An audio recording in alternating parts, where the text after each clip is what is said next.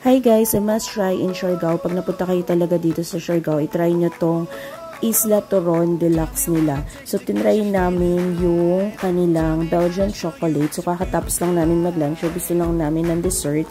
So, yan, naghati na lang kami.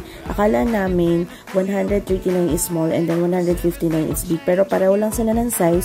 Mas premium lang yata yung nasa 159. So, kaya binili ko yung 139 kasi sabi ko mas maliit. Pero hindi, pareho lang sila ng size. So, naghati na lang kami dyan kasi super laki niya talaga at hindi namin mauubos. So, yan. Super sarap niya. Para siyang filled with yung white na parang Bavarian or parang milky. Then, nilagyan niya ng Belgian chocolate with nuts. So, super sarap at meron siyang makapuno sa loob.